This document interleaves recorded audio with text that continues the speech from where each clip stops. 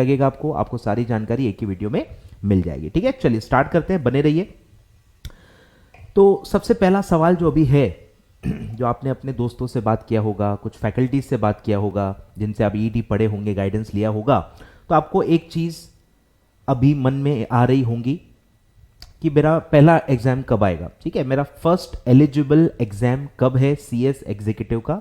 तो पहला आपका अटेम्प्ट वैसे एलिजिबल देखा जाए तो वो जून 22 है। आप जून 22 का एग्जाम दे सकते हो, लेकिन आप सिंगल मॉड्यूल के लिए ही एलिजिबल हो। ठीक है, सीएस एग्जीक्यूटिव में 2 मॉड्यूल्स होते हैं। मॉड्यूल्स मतलब ग्रुप होता है। ठीक है, तो 2 ग्रुप में सब्जेक्ट्स को बांटे गए हैं। आपको 8 सब्जेक्ट है टोटल। यस सर, आपको 8 सब्जेक्ट है सीएस एग्जीक्यूटिव में, जो बहुत वास्ट है। सीएस ईटी के लेवल के हिसाब से मैं कंपेयर करूं तो सर मल्टीपल टाइम्स उसका कवरेज है। और 8 पूरे सब्जेक्ट्स हैं जो 4 करके 2 मॉड्यूल्स में डिवाइडेड है। और आप दोनों में से अभी कोई एक मॉड्यूल के लिए अपीयर कर सकते हो, मतलब आपको चूज करना पड़ेगा। अगर आप जून 22 में देना चाहते हो तो आपको पहला ये डिसीजन लेना होगा कि मैं कौन सा मॉड्यूल अपीयर करूं। मॉड्यूल 1 भी आप दे सकते हो, डायरेक्टली मॉड्यूल 2 भी पहले आप दे सकते हो। ठीक है, तो ये आपके ऊपर है। तो पहला एलिजिबल अटेम्प्ट आपका जून 22 है। ठीक है, और उसका जो लास्ट डेट है रजिस्ट्रेशन का वो है 31 जनवरी। अब भी कुछ दिनों में 31 जनवरी के पहले अगर आप रजिस्ट्रेशन करवा लेते हो तो आप सिंगल मॉड्यूल, कोई भी एक सिंगल मॉड्यूल जून 22 में अपीयर कर सकते हो। ठीक है, करना चाहिए कि नहीं वो मैं भी आप उस पॉइंट पे आऊंगा, but you should know the facts. Fact ये है कि आप एलिजिबल हो, जून 22 में सिंगल मॉड्यूल आप दे सकते हो अगर आप 31 जनवरी के पहले सीएस एग्जीक्यूटिव में रजिस्टर कर जाते हो तो। क्लियर है? अब है कि सर हमको क्या करना चाहिए, क्योंकि ये सवाल अब कुछ दिनों में या एक आध हफ्ते में आप सुनोगे और आपको तब पता चलेगा कि अच्छा मैं इस सिचुएशन में हूं और मुझे ये डिसाइड करना है कि क्या मैं एक मॉड्यूल दूं जून 22 में या मैं जून स्किप करके, जिसमें कोई फर्क नहीं पड़ता आपके रेज्यूमे में, आपके फ्यूचर में। काफी बच्चों को भी कंसर्न आएगा, अरे यार अटेम्प्ट स्किप करेंगे तो गलत हो जाएगा, ये तो अटेम्प्ट काउंट हो जाएगा। ऐसा कुछ भी नहीं है, ऐसा कुछ भी नहीं है। ठीक है, आप डायरेक्टली दिसंबर 22 भी दे सकते हो। फायदा क्या है सर, आप दोनों मॉड्यूल के लिए दिसंबर 22 में प्रिपेयर कर सकते हो। एक ऑप्शन क्या है, एक अभी दे दो जून में और एक दिसंबर में दे दो। ठीक है, पहला चॉइस आपके पास क्या है, एक मॉड्यूल आप जून में दे दो, दूसरा मॉड्यूल आप दिसंबर 22 में दे दो। ये पहला आपके पास चॉइस है। सेकंड चॉइस है, क्यों ना मैं जून 22 स्किप करके डायरेक्टली दिसंबर 22 में दे दूं। बात वही पढ़ने वाली है, बात वही पड़ेगी, लेकिन फायदा क्या है, नुकसान क्या है, ये मैं आपको अभी समझाने वाला हूं। ठीक है, अगर आप जून अभी प्लान करोगे तो आपको समझ में आएगा धीरे धीरे, कुछ ही 10-15 दिन में ही आपको समझ में आ जाएगा कि मैं जून में नहीं दे पाऊंगा। आपको सिर्फ 10 से 15 दिन लगेंगे, सिर्फ मात्र 10 से 15 दिन में आप समझ जाओगे, आपके दिमाग की बत्ती जल जाएगी कि भैया ये तो हमसे न हो पाई। ठीक है, ये नहीं हो पाएगा, क्योंकि ये जो 4 सब्जेक्ट्स हैं, मॉड्यूल 1 के हों या मॉड्यूल 2 के हों, मॉड्यूल 1 के हो या मॉड्यूल 2 के हो, ठीक है, पॉसिबल ही नहीं है। क्योंकि आप अभी रजिस्ट्रेशन करोगे, आपके मॉड्यूल्स इंस्टीट्यूट के आएंगे, आप कुछ सोचोगे क्लासेस के लिए, सेल्फ स्टडी के लिए, 15 से 20 दिन या एक आध महीना तो देखो आपका ऐसे ही चले जाएगा। काफी बच्चे तो अभी सीएसईटी का पार्टी कर रहे हैं, ठीक है, पौड़ी कर रहे हैं कि भाई हम पास हो गए, पास हो गए, पास हो गए। वो तो एग्जीक्यूटिव का भी सोच भी नहीं रहे, वो और ज्यादा टाइम वेस्ट करने वाले। ठीक है, तो 15 से 20 दिन बहुत ही नॉर्मल, 15 से 20 दिन या एक आध महीना तक तो आपको एक शेड्यूल बनाने में, प्लानिंग में, इसमें उसमें, और सीरियस होके 7 से 8 घंटे जो पढ़ाई होती है उसमें आने में लग जाएगा। और तब आपको रियलाइज होगा कि भाई मेरे पास तो टाइम ही नहीं है। इतने कम टाइम में तो 4 सब्जेक्ट पढ़ के, समझ के, रिवाइज करके एग्जाम में अपीयर होना तो मेरे लिए पॉसिबल नहीं होगा, क्योंकि बहुत वास्ट है सर, बहुत वास्ट है। मैं बता रहा हूं आपको, वास्ट बहुत ज्यादा है और धीरे धीरे धीरे धीरे पेपर की लेवल बढ़ते जा रही है। तो ये क्या दर्शाता है कि आपकी कवरेज बहुत ज्यादा होनी चाहिए, क्योंकि शॉर्टकट देने वाले गांव में बैठे हुए। ईईटी में भी आपने हो सकता है शॉर्टकट से ही पास किया होगा और वो चल भी गया होगा, कोई फर्क नहीं पड़ता ईईटी का इतना, बट एग्जीक्यूटिव में नहीं चलेगा, क्योंकि एग्जीक्यूटिव ही बेस होता है पूरे आपके सीएस कोर्स का। सारी चीजें, सारे सब्जेक्ट से आप पहली बार इंट्रोड्यूस होंगे, आपको बहुत सारा बेस बनाना पड़ेगा काफी सारे सब्जेक्ट्स में। मेरे सब्जेक्ट्स की बात करूं तो अकाउंट्स हो सकता है आपका बेस अच्छा हो अगर आप कॉमर्स वाले हो, लेकिन अगर आप साइंस वाले हो सर मेरे फेवरेट साइंस वाले हो तो आपको तो बेस बनाने में ही सर 1-2 महीने लग जाएंगे, आए ख्याल में। तो इसीलिए सोच समझ के सारे डिसीजंस आपको लेने हैं। तो दिसंबर 22 अगर आप डायरेक्टली देते हो तो क्या होगा, तो आपके पास सफिशिएंट टाइम है, पूरे के पूरे आज की डेट से मैं गिनूं तो 11 महीने आपके पास, पूरे 11 महीने आपके पास आज से हैं। एक आध महीना चलो मैं वही कह रहा हूं आप वेस्ट कर दोगे, प्लानिंग, क्लासेस, सेल्फ स्टडी या जो भी है, पूरा एक जो रूटीन में आने में टाइम लगता है वो तो लगेगा ही। एक महीना आप मान के चलो तो भी आपके पास 10 महीने होंगे, 10 में से 2 महीने तो आप रिवीजन के लिए रख लो, तो भी आपके पास 8 महीने हैं। 8 महीने 8 सब्जेक्ट, इससे ज्यादा टाइम मिलता ही नहीं। मैं बता दूं आपको, एक आइडियल सिचुएशन में इतना ही टाइम मिलेगा। 8 सब्जेक्ट के लिए मैक्सिमम 8 से 9 महीने ही पढ़ने के लिए मिलते हैं, इससे ज्यादा मिलता भी नहीं है और हो भी जाता है फ्रैंकली। धीरे धीरे आपका टाइम बढ़ते जाता है और आखिरी 3-4 महीनों में आपका आउटपुट बहुत ज़्यादा निकलता है, आप बहुत ज़्यादा प्रोडक्टिव हो जाते हो, 10 से 12 घंटे आप प्रोडक्टिवली पढ़ते हो। तो वो धीरे धीरे आप होते जाएगा, आप मेच्योर होते जाते हो, फोकस लेवल बढ़ते जाता है, बहुत सारे पॉजिटिव फैक्टर्स होते जाते हैं, आप मोटिवेटेड रहते हो आखिरी में, ठीक है। तो धीरे धीरे कवर अप हो जाता है, तो ज़्यादा टेंशन न ले, ठीक है। और दिसंबर 22 के लिए मैं प्रॉपर एक शेड्यूल भी बनवाऊंगा। 15 से 20 दिन के बाद मेरा एक वीडियो आएगा, मोस्ट प्रोबेबली 1 फेब को ही आएगा, क्योंकि 31 जन लास्ट डेट है जून की, दिसंबर की मैं बताऊंगा आपको, बट 31 जैन तक सब लोग सोचते हैं, इसलिए मैं 31 जैन के पहले कोई वीडियो नहीं डालूंगा। मैं 1 फरवरी को ही प्रॉपर एक दिसंबर के लिए प्लानिंग वीडियो बनाऊंगा, क्योंकि मेरे हिसाब से जून आप नहीं कर पाओगे, इसलिए मैं उसके लिए कोई प्लानिंग वीडियो CA-CET जनवरी पास आउट जो बच्चे हैं उनके लिए नहीं डालूंगा, ठीक है। क्योंकि मैं बिलीव नहीं करता, मेरे हिसाब से देखो 600-700 घंटे कम से कम वीडियो लेक्चर के ही होते हैं, 600-700 घंटे तो वीडियो लेक्चर के हैं, ज़्यादा भी हैं कुछ टीचर्स के, और जो कि मिनिमम है एक्चुअली, 600 से कम आपको लेने भी नहीं चाहिए। एटलीस्ट 150 आवर्स का कवरेज तो आपका होना चाहिए, 140-130 चल जाएगा, पर 120 के नीचे तो सर आपका कवरेज नहीं ही होना चाहिए, ठीक है। अच्छा खासा वाइड कवरेज वाला वीडियो लेक्चर आपको लेना चाहिए, और आप सेल्फ स्टडी भी करोगे ना, आपको इससे ज़्यादा ही टाइम लगने वाला है, ठीक है। तो मेरे हिसाब से आपको डायरेक्टली दिसंबर 22 देना चाहिए, उसके पास होने के चांसेस ज़्यादा है, क्योंकि आपको टाइम मिलेगा ढलने का, अपने आप को बदलने का टाइम मिलेगा, आप धीरे धीरे इंफॉर्मेशन लेते जाओगे, आपको चीज़ें समझते जाएंगी, और आप 1-1.5 महीने भी आपने शेड्यूल स्टार्ट कर दिया ना, तो भी अच्छा खासा चांस है कि आप पास हो सकते हो बोथ मॉड्यूल, ठीक है। सिंगल मॉड्यूल में सर क्या परेशानी है कि जून तो देखो आप पास नहीं हो पाओगे, इंडिविजुअल या एग्रीगेट कहीं ना कहीं आप फेल हो जाओगे, फिर आप क्या करोगे, जून एग्जाम अपीयर करोगे, बट ये भी एक गलती बच्चे करते ही हैं कि रिजल्ट के लिए वेट करते हैं, पेपर कितने भी खराब क्यों ना गए हो, मतलब आपने 40 मार्क का भी पेपर छोड़ाया नहीं होगा, पर आप बहाना क्या मारोगे कि नहीं मैं रिजल्ट तक वेट करूंगा, तो लोग रिजल्ट तक वेट करते हैं। तो जुलाई अगस्त 25 अगस्त को रिजल्ट आता है, तो आप वो 1.5 से 2 महीने वेस्ट कर जाते हो। फिर 25 अगस्त को जब आपको पता चलता है कि आप फेल होने वाले हो, फेल हो चुके हो, तो फिर दिसंबर में ज़्यादा टाइम नहीं बचता, और यही ट्रैप में आप फंसने वाले हो। मैं बता रहा हूँ, it's a big big trap, और आपको बहुत ही संभल के रहना है कि आप इस ट्रैप में न फंसो। लोगों ने अपना करियर बर्बाद किया इस ट्रैप के चक्कर में, तो रिजल्ट के लिए वेट करने वाला कभी भी आप रखना मत, आगे बढ़ते जाना, आगे की पढ़ाई या आगे का जो भी है करते जाना हमेशा, ठीक है। तो इसीलिए मेरे हिसाब से दिसंबर 22 डायरेक्टली बोथ ग्रुप्स देना ज़्यादा बेटर है, उसके चांसेस, प्रोबेबिलिटी बहुत ज़्यादा है कि आप बोथ ग्रुप एक साथ पास हो पाओगे, क्योंकि आपको टाइम मिलेगा अच्छा खासा, और आप अपने आप को ट्रांसफॉर्म कर लोगे। चलिए सर आगे बढ़ते हैं। अब ऐसा रजिस्ट्रेशन की डेट क्या है, ठीक है, मैंने जून की आपको बता दी, जून की डेट है 31 जनवरी, ठीक है, 2021। और अब मैं आपको दिसंबर की बताता हूं, ठीक है। दिसंबर 22 का एग्जाम जो होगा CS एग्जीक्यूटिव का, उसका बोथ मॉड्यूल, बोथ ग्रुप्स अगर आपको देने हैं, उसकी डेट होती है 31 मई। 31 मई, बहुत टाइम है, आराम से आप पैसा अरेंज करो, आराम से आप रजिस्ट्रेशन करो, कोई हड़बड़ाहट नहीं है। अगर आप दिसंबर 22 का प्लानिंग कर रहे हो तो 31 मई के पहले आपको बस रजिस्ट्रेशन करना है, और अगर आप दिसंबर 22 प्लान कर रहे हो तो 31 जनवरी की डेट आप पे अप्लाई नहीं होती।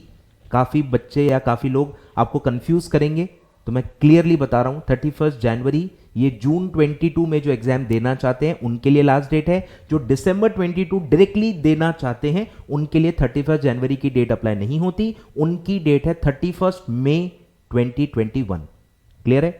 तो वो आपको 31 मई के पहले रजिस्ट्रेशन करा लेना है बस, और आप बोथ मॉड्यूल अपीयर कर सकते हो। ठीक है, अब है सर रजिस्ट्रेशन फीस कितनी है। ठीक है, तो रजिस्ट्रेशन फीस आपका होता है 10,100। ठीक है, डिटेल ब्रेकअप मैं आपको चलो बता देता हूँ।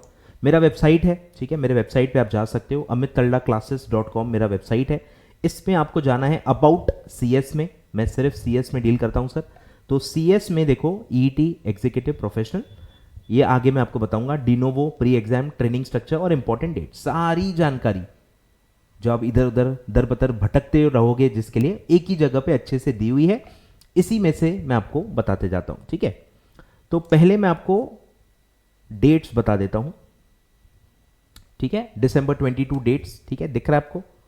तो last date of registration of CS executive और प्रोफेशनल सेम डेट है सबके लिए, for being eligible for all modules in December 22, तो डेट है 31 मई। ठीक है, और किसी को अगर दिसंबर में सिंगल मॉड्यूल देना है, मतलब बहुत ही लो कॉन्फिडेंस है आपका, या आपको कुछ पर्सनल इशू है, whatever may be the reason, अगर आपको दिसंबर में सिंगल मॉड्यूल देना है वो भी पॉसिबल है।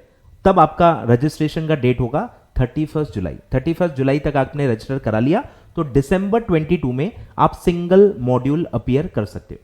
अब कंफ्यूज मत होना सर, जो मई के पहले रजिस्टर हो गए हैं वो तो बोथ मॉड्यूल के लिए एलिजिबल है, वो एलिजिबल है, वो चाहें तो आप बोथ भी दे सकते हैं, वो चाहें तो सिंगल भी दे सकते हैं। आपने मई के पहले रजिस्ट्रेशन करा लिया तो आप जबरदस्ती बोथ ही देने पड़ेंगे, ऐसा नहीं है, ऐसा नहीं है। ठीक है, आप बोथ भी दे सकते हो, पर आप वॉलेंटरीली सिंगल मॉड्यूल भी दे सकते हो। अब जो लोग 31 मई के पहले रजिस्टर नहीं हो पाए, डेट निकल गई, पैसे अरेंज नहीं हुए, भूल गए, रह गया, कुछ भी हो गया, तो आप 31 जुलाई तक करवा लेते हैं तो भी आप सिंगल मॉड्यूल December 22 में अपीयर हो सकते हो। ठीक है, तो ये आपको रजिस्ट्रेशन की डेट मैंने बता दी। फिर है सर फीस भी बता देता हूं सर मैं आपको, फीस का ब्रेकअप भी बता देता हूं। ठीक है, ये है आपका फीस, वो है 10,100। ठीक है, EET पास आउट जो है 10,100 है। इसमें क्या क्या है, आपका कोर्स का फीस है, आपके स्टडी मटेरियल का भी फीस है, इसमें आपको फिजिकल मॉड्यूल मिलेंगे, पूरे 8 सब्जेक्ट के फिजिकल मॉड्यूल मिलेंगे। और एक और बात मैं आपको बता दूं कि रजिस्ट्रेशन एक साथ बोथ मॉड्यूल का ही होता है, रजिस्ट्रेशन एक एक मॉड्यूल का नहीं होता। एग्जाम आप एक मॉड्यूल दे सकते हो, समझो बात को, काफी बच्चों को इसमें कंफ्यूजन होता है। रजिस्ट्रेशन आप एक मॉड्यूल का नहीं कर सकते, रजिस्ट्रेशन पूरे एग्जीक्यूटिव का एक साथ होता है, और पूरे 8 सब्जेक्ट का जो फीस है वो है 10,100, एक साथ ही देना पड़ता है सर। और फिर आप एग्जाम, आपको सिंगल मॉड्यूल देना है, बोथ देना है, कब देना है वो आप डिसाइड करो, पर registration is always of both modules in a single go. ठीक है, और पूरा उसका फीस है 10,100। अब इसमें मैं जब आगे और बढ़ूंगा तब मैं बताऊंगा कि 10,100 में क्या क्या इंक्लूडेड है। ठीक है, तो ओवरऑल अभी रजिस्ट्रेशन के वक्त आपके पास 10,100 रुपए होने चाहिए। ठीक है, चलिए, तो ये है सर आपका फीस। फिर है सर इसका वैलिडिटी क्या होता है। ठीक है, इसका एक वैलिडिटी का भी कंसेप्ट है कि ये जो रजिस्ट्रेशन आप कर रहे हो ये पूरे कोर्स का रजिस्ट्रेशन है। ठीक है, इसमें आपको टोटल 5 इयर्स की वैलिडिटी मिलती है, और ये जो 5 इयर्स की वैलिडिटी है that is for executive as well as for professional. सुन रहे हो ना बरोबर, कुछ गलत नहीं बोल रहा हूं। Executive as well as for professional, दोनों मिला के 5 साल का आपको वैलिडिटी मिलता है, यानी 5 साल में आपको ये पास करना है। सर नहीं कर पाए तो कोई प्रॉब्लम नहीं, 5 साल और एक्सटेंड आप कर सकते हो बाय पेइंग 2,000 रुपीज, 2,000 रुपए और भर के आप उसको और 5 साल एक्सटेंड कर सकते हो। सर फिर भी नहीं हुआ तो और 5 साल आप कर सकते हो, ऐसी कोई लिमिट नहीं है, आप 5-5 साल 2,000 रुपए भर के उसको एक्सटेंड करवा सकते हो, कोई दिक्कत नहीं। उसको कहते हैं डिनोवो, डिनोवो करके आप वैलिडिटी को एक्सटेंड करवा सकते हो। 5 ईयर्स के लिए सिर्फ 2,000 रुपीज आपको पे करने हैं, बार बार 10,000 रुपए आपको नहीं लगेंगे, ये सिर्फ फर्स्ट टाइम रजिस्ट्रेशन के वक्त ही इतना बड़ा अमाउंट आपको लगता है। क्लियर है, तो वैलिडिटी आई होप क्लियर है। एग्जीक्यूटिव प्रोफेशनल मिला के 5 इयर्स का वैलिडिटी आपको मिलता है। चलिए सर, फिर है कि क्या हमको लॉगिन आईडी पासवर्ड मिलेगा। यस, आपको अब एग्जीक्यूटिव एंड जब आप प्रोफेशनल में जाओगे लॉगिन आईडी पासवर्ड जरूर मिलेगा। आपका प्रॉपर ICSI की वेबसाइट पे आपका खुद का प्रोफाइल होगा, उसमें सारी आपकी डिटेल्स दिखेंगी, और आगे अब जो भी आप करोगे, रजिस्ट्रेशन है, एग्जाम फॉर्म है, जो भी काम आप करोगे वो सब इंस्टीट्यूट की वेबसाइट पे ही आपको करना है, क्योंकि आईसीएसआई का सारा जो सर्विस है वो ऑनलाइन है। इसलिए आपको प्रॉपर लॉगिन आईडी पासवर्ड मिलेगा, आपका प्रॉपर अकाउंट होगा, आपका उसमें प्रोफाइल होगा और आपको उसके थ्रू ऑपरेट करना है। ठीक है, तो वो आपको रजिस्ट्रेशन के बाद मिलेगा। रजिस्ट्रेशन जैसे ही आपका सक्सेसफुल होता है आपको एसएमएस और ईमेल आ जाएगा आपका लॉगिन आईडी और पासवर्ड। क्लियर है? चलिए, फिर है क्या हमको फिजिकल मॉड्यूल मिलेंगे? Yes sir. अब एग्जीक्यूटिव प्रोफेशनल दोनों में आपको फिजिकल मॉड्यूल डिस्पैच होते हैं। इंस्टीट्यूट आपको फिजिकल बुक्स भेजता है 8 सब्जेक्ट के, लेकिन इस पे टाइम लगता है। 1 से 2 महीने आराम से मान के चलो। 15 दिन, हफ्ते भर में वो वाला काम यहां पे नहीं होता है। कम से कम 1 महीना लगता है, ज्यादा से ज्यादा 2 महीने तक भी लग सकता है। ठीक है, तो 2 महीने मैक्सिमम वेट करने का पेशेंस आपको रखना है। 1 महीने में ऑन एन एवरेज काफी बच्चों का आ जाता है। ठीक है, चलिए, और ये जो फीस है इसकी कोई सेपरेट फी नहीं है। वो जो 10,100 था उसमें इस फिजिकल मॉड्यूल का भी फी इंक्लूडेड है। कोई एक्स्ट्रा चार्ज आपको इसके लिए भरना नहीं है। ठीक है, फिर है अब एक आप नया कंसेप्ट पढ़ोगे, pre exam. Already pre exam या एंट्रेंस एग्जाम ही दे के आप आए हो, वो तो पूरे कोर्स का एंट्री था। अब एग्जीक्यूटिव का जो मेन एग्जाम है उसके लिए भी एक प्री एग्जाम देना पड़ता है। ठीक है, नाम में ही मीनिंग है प्री एग्जाम, यानी एग्जीक्यूटिव का जो मेन एग्जाम है उसके पहले, प्री मतलब पहले, आई होप आपको पता ही होगा इतना, तो उसके पहले आपको एक और एग्जाम देना है, प्री एग्जाम। ठीक है, ऑब्वियसली ये मैंडेटरी है। ठीक है, ऑब्वियसली ये मैंडेटरी है। बिना प्री एग्जाम क्लियर किए आप मेन एग्जाम नहीं दे सकते, तो ये मैंडेटरी है। अब इसके बारे में जो मिनिमम डिटेल्स आपको पता होनी चाहिए मैं उतना ही आपको बताऊंगा, और बहुत सारी जानकारी है जो मैं एक एक करके आपको बाद में दूंगा। मेरे वेबसाइट पे एक्चुअली काफी सारी डिटेल्स ऑलरेडी हैं, तो जो अभी आपको समझेगी मैं उतना आपको अभी बता देता हूं। ठीक है, तो देखो यहां पे प्री एग्जाम करके ऑलरेडी ऑप्शन है, आप जा सकते हो। ठीक है, तो ध्यान दो कि प्री एग्जाम क्या है सर? ये एक मैंडेटरी एग्जाम है जो मेन एग्जाम के पहले आपको पास करना है। अगर आप प्री एग्जाम पास नहीं कर पाए तो आप मेन एग्जाम नहीं दे पाओगे, मैंडेटरी है। ठीक है, ये एमसीक्यू एग्जाम है, सारे के सारे सब्जेक्ट्स के प्री एग्जाम, सारे के सारे सब्जेक्ट्स के प्री एग्जाम एमसीक्यू पैटर्न में आपको देने हैं। मेन एग्जाम अलग है, वो मैं आपको बताऊंगा आगे। प्री एग्जाम पूरा ऑनलाइन होता है, एमसीक्यू बेस्ड होता है, और ये आपको घर बैठ के देना है। सीएसईटी वाला नहीं है। सीएसईटी भी आपने घर बैठ के दिया है, लेकिन वो रिमोट प्रॉक्टर मोड था, कोई बैठा था आपको देख रहा था। यहां कोई देखने वाला नहीं है, कोई भी देखने वाला नहीं है। आप इंटरनेट खोल के, बुक सामने रख के, किसी से पूछ के, फोन पे आप कुछ भी कर सकते हो। इसीलिए प्री एग्जाम को ज्यादा सीरियसली नहीं लेना है, ये जस्ट एक फॉर्मेलिटी है। इसमें आपको कोई रोक टोक नहीं है, कोई रिमोट प्रॉक्टर मोड नहीं है। घर बैठ के आपको हर पेपर का प्री एग्जाम क्लियर करना है, और इसमें नेगेटिव मार्किंग है। इसमें नेगेटिव मार्किंग है, 0.25 नेगेटिव मार्किंग इसमें रहती है। क्लियर है?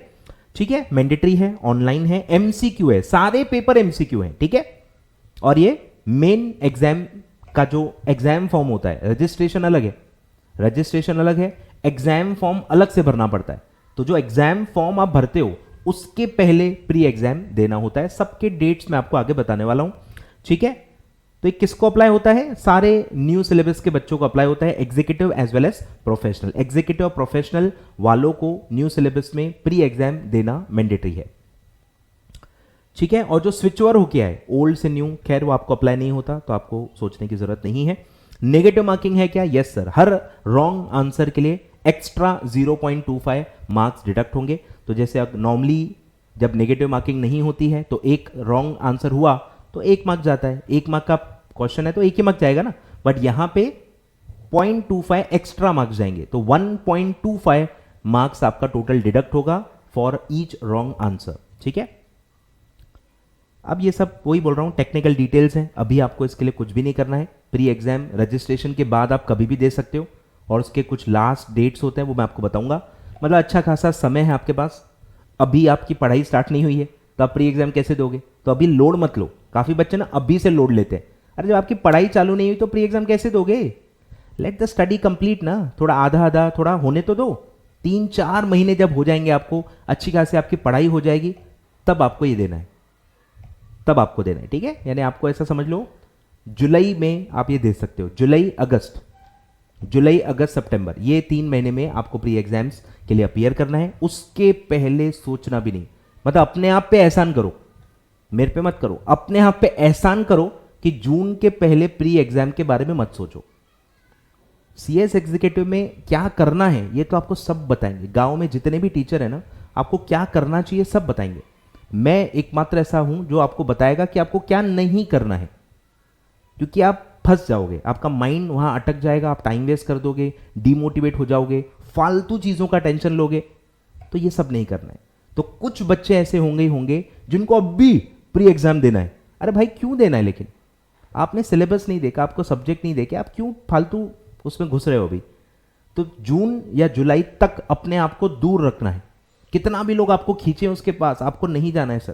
पहले आपकी पढ़ाई स्टार्ट करो, पढ़ाई को आगे लेके जाओ, और उसके बाद जून जुलाई अगस्त में आप आराम से प्री एग्जाम दे देना, कोई भी प्रॉब्लम नहीं है। इट्स अ मियर फॉर्मेलिटी, और एक ही अटेम्प्ट मिलता है ऐसा नहीं है, इसलिए आपको टेंशन लेने की जरूरत ही नहीं है। आपको 100 अटेम्प्ट मिलते हैं, 99 अटेम्प्ट्स आपको मिलते हैं हर पेपर के लिए, तो क्या टेंशन है, एक में थोड़ी पास करना है। 99 बार आप फेल हो गए तो भी चलता है, आपको गेम, वीडियो गेम की तरह उसको खेल के बस पास करना है, कुछ ज़्यादा टेंशन नहीं लेना है। जून जुलाई के तक आपको उससे दूर रहना है, ठीक है। तो ये सब डिटेल्स हैं। elearning.icsi.in ये वेबसाइट है, प्रॉपर सेपरेट वेबसाइट है जहाँ पे आपको प्री एग्जाम देने होते हैं। लॉगिन आईडी पासवर्ड से आप जा सकते हो, ठीक है। तो इसका जो फर्स्ट टाइम लॉगिन है उसका फिक्स पैटर्न होता है, जो आईसीएसआई की वेबसाइट का लॉगिन आईडी पासवर्ड मिलेगा वो यहाँ नहीं चलता, ठीक है, ध्यान देना। तो इसलिए कह रहा हूँ अभी आपको ये सब का सोचना नहीं है। तो ये सब मैंने दिया है, आप इसका स्क्रीनशॉट ले लो, इसका स्क्रीनशॉट ले लो, जब आपको देना होगा तब आप ये देख लेना, तब आपको समझ में आ जाएगा, ठीक है। तो लॉगिन आईडी पासवर्ड डिफॉल्ट रहता है फर्स्ट टाइम लॉगिन के लिए, और उसके बाद आप रीसेट करके अपना पासवर्ड क्रिएट कर सकते हो, ठीक है। स्टार्ट डेट क्या है, स्टार्ट डेट ऐसी कोई डेट नहीं होती। रजिस्ट्रेशन जैसे आपका कंप्लीट हो गया, 2-4 दिनों के बाद आप कभी भी एग्जाम के लिए अपेयर कर सकते हो, पर आपको करना नहीं है, ठीक है, बाद में करना है। दिसंबर के लिए जो दे रहे हैं, जून जुलाई के बाद ही आपको एग्जाम देना है, और उसके लास्ट डेट्स मैं आपको बताऊंगा। मैंडेटरी है, यस मैंडेटरी है, इसके बिना आप मेन एग्जाम नहीं दे पाओगे। पासिंग क्राइटेरिया क्या है, ये भी बहुत इंटरेस्टिंग है, सिर्फ इंडिविजुअल पासिंग है, कोई एग्रीगेट पासिंग नहीं है। जैसे आपने CACT दिया है तो आपको पता ही होगा एग्रीगेट पासिंग क्या होता है। इस पे एक मेरा सेपरेट वीडियो भी है पासिंग क्राइटेरिया पे, मैं डिटेल में आपको उसका लिंक डिस्क्रिप्शन में दे दूंगा। तो 40 मार्क्स सिर्फ आपको हर पेपर में लाने हैं, ग्रुप वाइज कोई एग्रीगेट पासिंग इसमें नहीं है, मतलब ये रिलैक्सेशन। इंक्रीमेंटली पूरे ग्रुप में भी कोई 50% का ऐसा क्राइटेरिया नहीं है जो नॉर्मली होता है, मेन एग्जाम के लिए है, मेन एग्जाम के लिए है, सिर्फ प्री एग्जाम के लिए ये रिलैक्सेशन है कि हर पेपर में बस आपको 40 लाना है, ठीक है, तो आप पास हो जाओगे, ठीक है। अब क्या सर ये हर बार देना पड़ेगा, नहीं सर ये एक ही बार देना है। पहला जो आपका पहला अटेम्प्ट है उसमें पहली बार बस आपको देनी है। अगर आप वो मेन एग्जाम क्लियर नहीं कर पाए और आपको फिर आगे और अटेम्प्ट देने पड़ गए, तो आपको हर बार प्री एग्जाम देने की जरूरत नहीं है। एक ही बार जो पहला अटेम्प्ट होता है उसी में आपको प्री एग्जाम देना है, वन टाइम है, ठीक है। इसका कोई सेपरेट फीस है नहीं सर, 10,100 में इसका फी इंक्लूडेड है, ठीक है, कोई सेपरेट फी आपको नहीं देना है। स्विच ओवर आप पे अप्लाई नहीं होता है, ठीक है।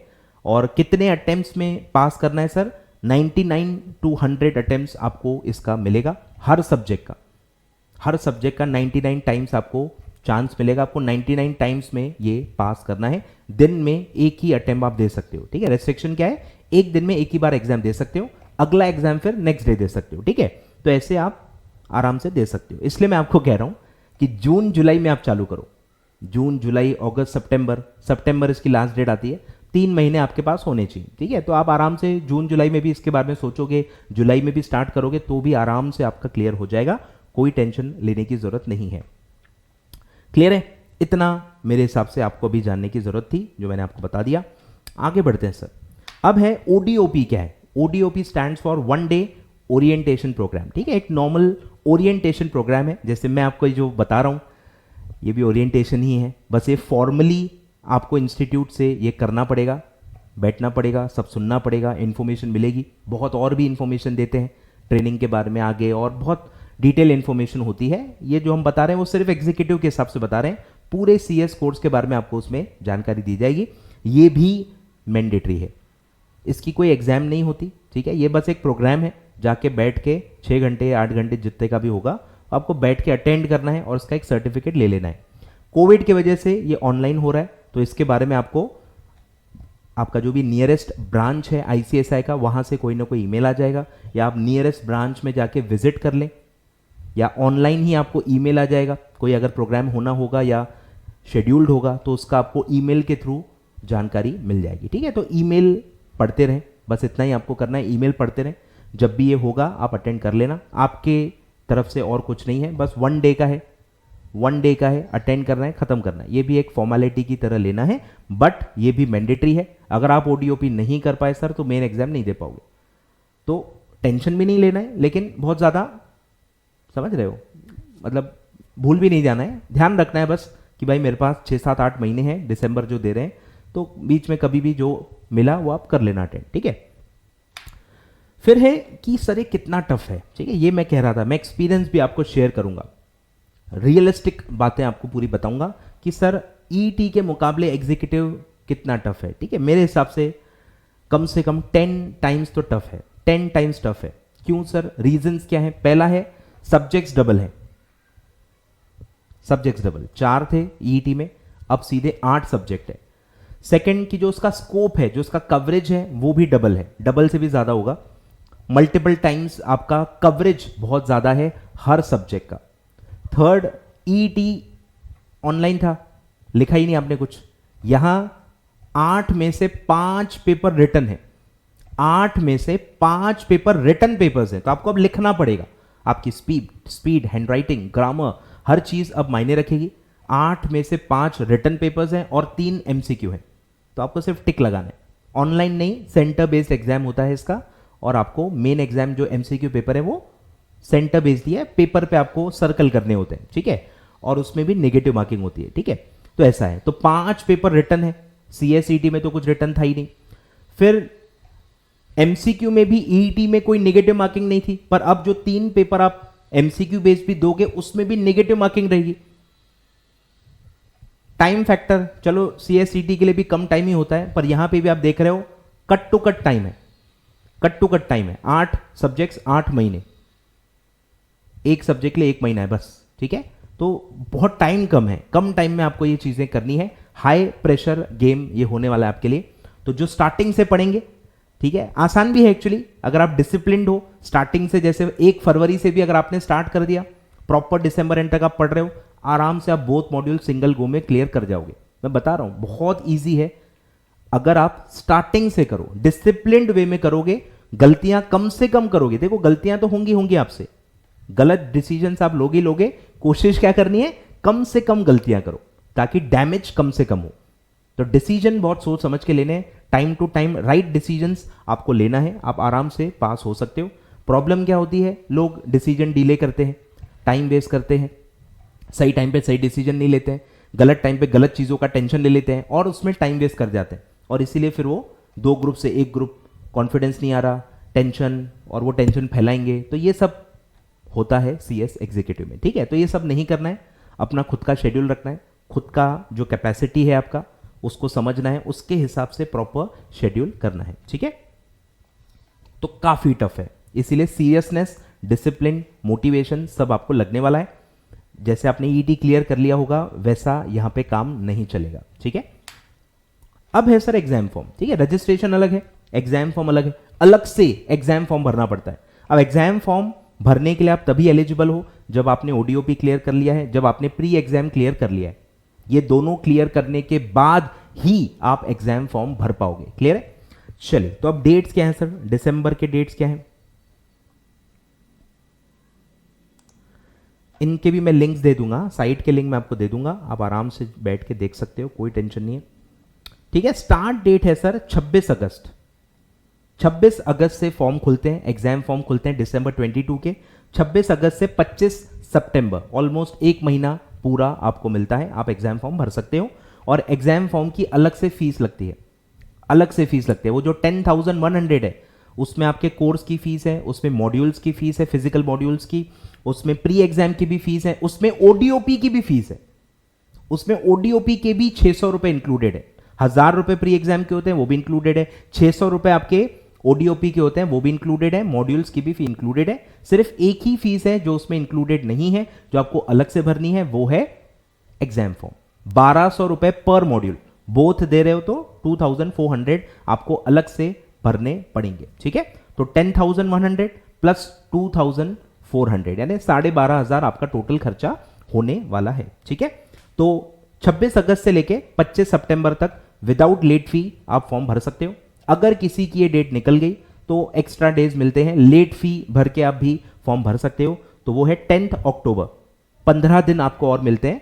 तो ठीक है, 25 सितंबर के बाद भी आप भर सकते हो, लास्ट डेट लेकिन क्या है 10 अक्टूबर। 10 अक्टूबर के बाद तो फॉर्म भर ही नहीं सकते, लेट फी भर के भी नहीं होगा, 10 अक्टूबर इज द डेडलाइन, ठीक है। और कुछ ये चीजें आपके काम की नहीं है। फिर दिसंबर 20 दिसंबर, ये जो डेट है 20 दिसंबर से नॉर्मली आपके एग्जाम स्टार्ट होते हैं, ठीक है। आज भी 20 ही है जब मैं रिकॉर्ड कर रहा हूँ, 20 जनवरी को ही मैं रिकॉर्ड कर रहा हूँ और 20 दिसंबर पे ही ये एग्जाम होता है। पूरे 11 महीने आपके पास हैं, ठीक है।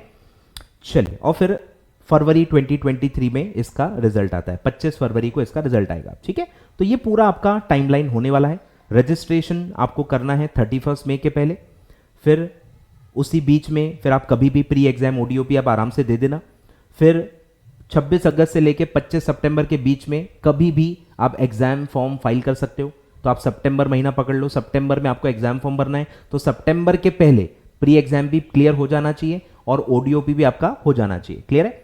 और फिर आपका सीधे एडमिट कार्ड आ जाता है, एग्जाम के 10 दिन पहले आता है। 20 दिसंबर का एग्जाम है तो 10 या 11 दिसंबर को आपका एडमिट कार्ड आ जाता है और आप 20 दिसंबर से एग्जाम दे सकते हो, ठीक है। तो ये आपका ओवरऑल एक रोड मैप है, एक पूरा आउटलाइन है कि अलग अलग इंपॉर्टेंट डेट्स आपके लिए क्या है जो आपको चीजें करनी है, ठीक है। आगे बढ़ते हैं। अब कुछ बच्चों को ये भी आएगा मन में कि सर प्रैक्टिकल ट्रेनिंग हमने सुना है कि सर सीएस के अंडर में ट्रेनिंग करनी पड़ती है। वो भी है, पर वो सीएस एग्जीक्यूटिव बोथ मॉड्यूल पास करने के बाद आप ट्रेनिंग स्टार्ट कर सकते हो। एग्जीक्यूटिव जब तक आपका पास नहीं हुआ है बोथ मॉड्यूल, ट्रेनिंग आप पे अप्लाई नहीं होती है, आप उसको स्टार्ट नहीं कर सकते, ठीक है। तो ट्रेनिंग अभी आपको नहीं सोचना है। फिर है सब्जेक्ट लेवल डिटेल्स, बताइए सर कि हमारे क्या क्या सब्जेक्ट है। Let us introduce ourselves to our subjects, ठीक है। कुछ खास समझेगा नहीं, काफ़ी टीचर्स आपको समझाएंगे पर इतना समझेगा नहीं, धीरे धीरे आपको समझेगा। तो ये है सर आपके एग्जीक्यूटिव के सब्जेक्ट्स, टोटल 8 सब्जेक्ट है, 4 सब्जेक्ट्स मॉड्यूल 1 में, 4 सब्जेक्ट्स मॉड्यूल 2 में। पहला है JIGL, jurisprudence interpretation and general law, JIGL, ये एक रिटन पेपर है। कंपनी लॉ कोर है पूरा, ठीक है, सबसे मेन सब्जेक्ट है आपके पूरे सिलेबस का और वो भी रिटन पेपर है। फिर है SBEC, setting up of business entities and closure, ये भी रिटन पेपर है। और फिर आता है सर टैक्स लॉ, ये भी one of the lengthiest subject है। टैक्स लॉ और GST भी आता है इसमें, income tax and GST, direct tax indirect tax दोनों आते हैं।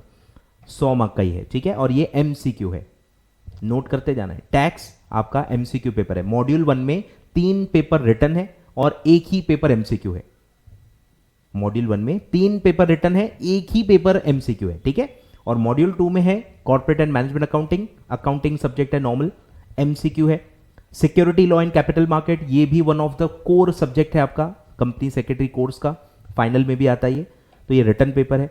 EBCL, ये भी रिटन पेपर है। और FMSM, financial management and strategic management, ये भी MCQ है। तो ग्रुप 2 में 2 सब्जेक्ट आपके MCQ हैं, कॉर्पोरेट अकाउंटिंग और फाइनेंशियल एंड स्ट्रेटेजिक मैनेजमेंट, ठीक है। 2 सब्जेक्ट आपके MCQ हैं ग्रुप 2 में। इसीलिए आप सुनोगे मेरे से ही कि मॉड्यूल 2 थोड़ा इजी है, पास परसेंटेज जो होता है ना वो मॉड्यूल 2 का ज़्यादा है। क्यों सर? क्योंकि 2 सब्जेक्ट MCQ है, MCQ में आपको लिखना नहीं है, आपकी हैंड राइटिंग, आपका ग्रामर, ये सब रेलिवेंट नहीं रहता, तो पास होना थोड़ा ज़्यादा आसान होता है। रिटन पेपर्स में मार्क्स लेना थोड़ा मुश्किल होता है, ठीक है। इसलिए मॉड्यूल 2 का जो आप रिजल्ट देखोगे वो मॉड्यूल 1 के मुकाबले ज़्यादा ही होता है, ठीक है। तो ऐसे आपके टोटल 8 सब्जेक्ट हैं। मैं पर्सनली 2 ही सब्जेक्ट में डील करता हूँ, CMA और FMSM। मॉड्यूल 2 के ही दोनों मेरे सब्जेक्ट्स हैं, दोनों के दोनों MCQ हैं, ठीक है। कॉर्पोरेट एंड मैनेजमेंट अकाउंटिंग और फाइनेंशियल एंड स्ट्रेटेजिक मैनेजमेंट। इस चैनल पे आपको रिवीजन वीडियोस भी काफ़ी मिलने वाले हैं, ठीक है। ये 2 ही सब्जेक्ट में मैं डील करता हूँ। इसी के बारे में गाइडेंस, कैसे पढ़ना है, क्या पढ़ना है, डाउट्स, वीडियोस, बहुत सारे कंटेंट में लाऊंगा। रिवीजन नोट्स वगैरह सब आएंगे। तो ये चैनल सब्सक्राइब कर लेना फॉर दीज 2 सब्जेक्ट, सीएमए और एफएमएसएम के full guidance, full videos, revision videos के लिए आप ये चैनल जरूर अभी सब्सक्राइब कर लो, ठीक है। तो ऐसा है, तो 5 पेपर आपके रिटर्न है, JIGL, company law, SBC, 3 subjects module 1 के रिटर्न पेपर्स हैं, और मॉड्यूल 2 में है SLCM, security law and capital markets and EBCL, ठीक है। ऐसे टोटल 5 सब्जेक्ट्स आपके रिटर्न है और 3 सब्जेक्ट आपके एमसीक्यू है। 100 मार्क का एक सब्जेक्ट है, टोटल 800 मार्क का ये आपको पेपर होता है, ठीक है। 400 400 800, ठीक है। ऐसा आपका पूरा कोर्स है। चलिए, तो ये सब्जेक्ट लेवल का डिटेल मैंने आपको बता दिया। अब है पासिंग क्राइटेरिया क्या है, ठीक है। पासिंग क्राइटेरिया नॉर्मल है, 40 मार्क्स इन ईच पेपर। ये मैं मेन एग्जाम की बात कर रहा हूं, प्री एग्जाम में ऑलरेडी बता चुका हूं, वो अलग है। हम मेन एग्जाम की बात कर रहे हैं कि मेन एग्जाम में हर पेपर में मिनिमम 40 मार्क्स आपको चाहिए और ग्रुप वाइज 50% आपको चाहिए। तो एक ग्रुप 400 मार्क का है, 400 में से 50% मतलब 200 मार्क, 200 200 400, ऐसा आपको टोटल मार्क्स चाहिए 800 में से, तो आप पास हो जाओगे। मतलब ये ड्यूअल क्राइटेरिया है, दोनों फुलफिल करने हैं। सब में इंडिविजुअली 40 भी होने चाहिए, एक आध में भी अगर आपका 40 के नीचे आ गया तो पूरा मॉड्यूल यानी पूरा ग्रुप आप फेल हो जाओगे। यस सर, सही सुन रहे हो, ठीक है। एक भी सब्जेक्ट में अगर आपका 40 के नीचे आया तो भले बाकी में 40 से ज्यादा आ गया होगा, या हो सकता है कि एग्रीगेट भी 50% से ज्यादा ही आ रहा होगा, but still you will fail in that complete group, ठीक है। तो मिनिमम सब में 40 होने चाहिए और एग्रीगेट पूरे ग्रुप में 50% यानी कि 400 में से 200 मार्क्स भी होने चाहिए, ठीक है।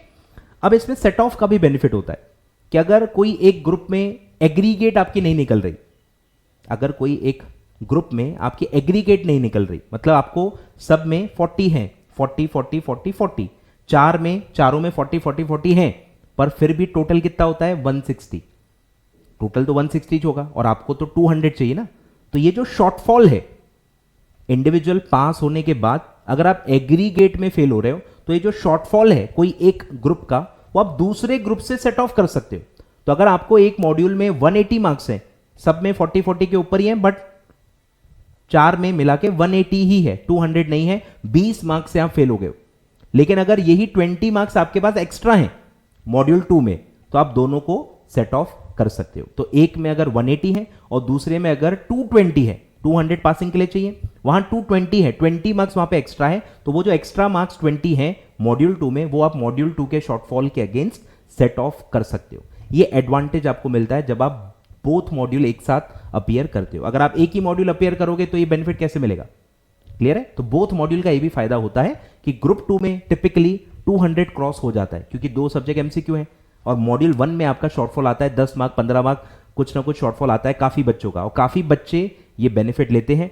ग्रुप 2 का जो एक्सेस है वो ग्रुप 1 के अगेंस्ट सेट ऑफ कर लेते हैं और मस्त दोनों ग्रुप पास हो जाते हैं, ठीक है।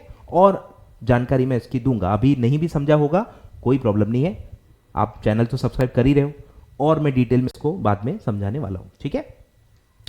फिर इसका एक मेरा सेपरेट वीडियो है कि एग्जम्पशन, अगर आप फेल हो गए, जैसे मैंने आपको बताया एक ग्रुप में एक सब्जेक्ट में अगर आपका 40 के नीचे आया तो आप पूरा ग्रुप फेल हो जाते हो। लेकिन अगर कोई दूसरे सब्जेक्ट में 60 मार्क्स के ऊपर है तो उसमें एग्जम्पशन आपको मिल सकता है। बहुत कॉम्प्लिकेटेड चीजें हैं, 2 एग्जम्पशन रूल्स हैं, यहां मैं नहीं बता सकता, बहुत ही टेक्निकल है, और ये भी मैं आपको कहूंगा जून जुलाई अगस्त में बाद में देख लेना। अभी आपको वैसे भी इससे कोई फर्क नहीं पड़ता, अभी इसको समझने की कोशिश मत करना। 40 मिनट्स की पूरी मेरी एक वीडियो है विथ एग्जाम्पल्स विथ नंबर्स, मैंने पूरा रूल समझाया हुआ है। टिपिकली टाइम लगता है इसको अच्छे से समझने में, खासकर आप ईटी पास आउट हो तो आपको अभी नहीं समझेगा मेरे हिसाब से। 2-3 महीने के बाद आप वो सेपरेट वीडियो जो है उसका लिंक मैं डिस्क्रिप्शन में आपको दे देता हूं, आप अच्छे से ठंडे दिमाग से जून जुलाई में इसको आराम से देख लेना, ठीक है। अभी आपको नहीं समझेगा, ठीक है, तो उसमें टाइम वेस्ट ना करें, क्लियर है। तो ये सब जानकारी थी सर, सब कुछ मैंने आपको बता दिया है। एक ग्रुप देना चाहिए कि बोथ ग्रुप देना चाहिए, रजिस्ट्रेशन कब कैसे कितनी फीस है, मॉड्यूल्स कब आएंगे, लॉगिन आईडी पासवर्ड कब मिलता है, कैसे मिलता है, प्री एग्जाम क्या होता है, ओडीओपी क्या होता है, ट्रेनिंग अभी स्टार्ट आपको नहीं करनी है, वो एग्जीक्यूटिव के बोथ मॉड्यूल पास होने के बाद करनी है। फिर आपको एग्जाम फॉर्म कब भरना है, एग्जाम फॉर्म की फीस क्या है, रजिस्ट्रेशन फीस में क्या क्या इंक्लूडेड है, रजिस्ट्रेशन की वैलिडिटी क्या क्या है, सब कुछ आपको बता दिया है। ईटी के मुकाबले एग्जीक्यूटिव कितना टफ है क्या क्या एक्स्ट्रा चीज़ें आपको करनी पड़ेगी, प्री एग्जाम का पासिंग क्राइटेरिया क्या है, मेन एग्जाम का पासिंग क्राइटेरिया क्या है, आपके सब्जेक्ट्स कितने हैं, पासिंग क्राइटेरिया क्या है, सेट ऑफ बेनिफिट क्या है, सब कुछ मैंने आपको इस वीडियो में बता दिया है। एंड आई होप अभी आपको रियलाइज नहीं होगी कि एक साथ इतनी information, correct information, authentic information एक ही जगह मिलना कितनी बड़ी लग्जरी है, ये आपको भी नहीं समझेगा। पर जैसे जैसे आप अपने दोस्तों से मिलोगे आपको समझ में आएगा कि बच्चे छोटी छोटी बातों में कितने कंफ्यूज होते हैं, तब आपको समझेगा कि नहीं यार, मेरे को एक ही वीडियो में सही टाइम पे अमित सर से सब पता चल गया, तो मेरे मन में कोई प्रॉब्लम नहीं है। ठीक है, तो 40 मिनट्स देखो मैंने आपके ले लिए हैं, सारी जानकारी दे दी है। गलती आप क्या नहीं करना है, आपको प्री एग्जाम का टेंशन अभी नहीं लेना है, ओडीओपी का भी आपको टेंशन अभी नहीं लेना है। दुनिया की और बहुत सारी टेंशनें हैं, वो आप ले लो, लेकिन ये दो टेंशन मत लो। प्री एग्जाम का टेंशन अभी नहीं लेना है, ओडीओपी का भी टेंशन अभी नहीं लेना है, जून जुलाई तक उससे दूर रहना है।